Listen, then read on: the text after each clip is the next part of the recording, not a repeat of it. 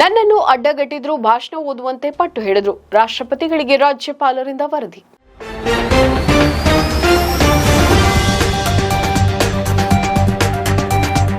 ರಾಜ್ಯಪಾಲರ ಭಾಷಣ ವಿವಾದ ತಣ್ಣಗಾಗೋ ಲಕ್ಷಣಗಳೇ ಇಲ್ಲ. ರಾಜ್ಯಪಾಲರು ವರ್ಸಸ್ ರಾಜ್ಯ ಸರ್ಕಾರದ ನಡುವಿನ ಸಮರ ಮತ್ತಷ್ಟು ಹೆಚ್ಚಾಗುವ ಸಾಧ್ಯತೆ ಇದೆ. ವಿಧಾನಮಂಡಲದ ಜಂಟಿ ಅಧಿವೇಶನದಲ್ಲಿ ರಾಜ್ಯಪಾಲ ತಾವರ್ ಚಂದ್ ಗೆಹ್ಲೋಟ್ ಅವರ ಚುಟುಕು ಭಾಷಣಕ್ಕೆ ರಾಜ್ಯ ಸರ್ಕಾರ ವಿರೋಧವನ್ನ ವ್ಯಕ್ತಪಡಿಸಿತ್ತು.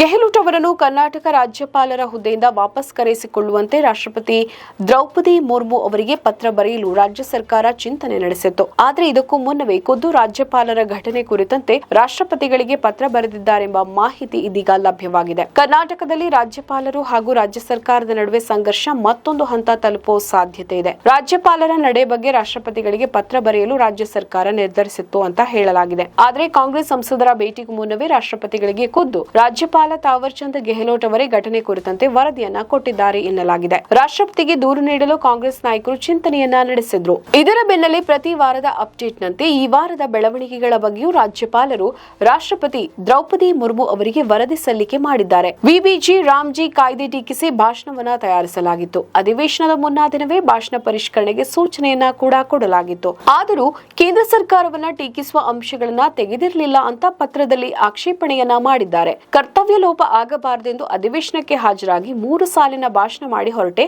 ಆಗ ಕಾಂಗ್ರೆಸ್ ಸದಸ್ಯರು ವಿಬಿಜಿ ಕಾಯ್ದೆ ವಿರುದ್ಧ ಘೋಷಣೆಯನ್ನ ಕೂಗಿದ್ರು. ನನ್ನನ್ನು ಅಡ್ಡಗಟ್ಟಿ ಭಾಷಣ ಓದಲೇಬೇಕು ಅಂತ ಅಡ್ಡಿಪಡಿಸಿದ್ರು. ನನ್ನ ವಿರುದ್ಧವೂ ಘೋಷಣೆಗಳನ್ನ ಕೂಗಿದ್ರು. ಆಗ ಪೊಲೀಸ್ ಭದ್ರತೆಯಲ್ಲಿ ನಾನು ರಾಜಭವನಕ್ಕೆ ತೆರಳಿದೆ ಅಂತ ರಾಜ್ಯಪಾಲರು ಆತಂಕವನ್ನ ವ್ಯಕ್ತಪಡಿಸಿದ್ದಾರೆ. ಮನರೇಗಾ ಹೆಸರು ಬದಲಿಸಿದ ಕೇಂದ್ರ ಬಿಜೆಪಿ ಸರ್ಕಾರದ ವಿರುದ್ಧ ಕಾಂಗ್ರೆಸ್ ನಾಯಕರು ಪ್ರತಿಭಟನೆ ನಡೆಸಲು ಮುಂದಾಗಿದ್ದಾರೆ. ನಮ್ಮ ಈ ವಿಡಿಯೋ ನಿಮಗೆ ಇಷ್ಟ ಆದಲ್ಲಿ ಲೈಕ್ ಮಾಡಿ, ಶೇರ್ ಮಾಡಿ, ಕಮೆಂಟ್ ಮಾಡಿ ಮತ್ತೆ ಸಬ್ಸ್ಕ್ರೈಬ್ ಮಾಡಿ.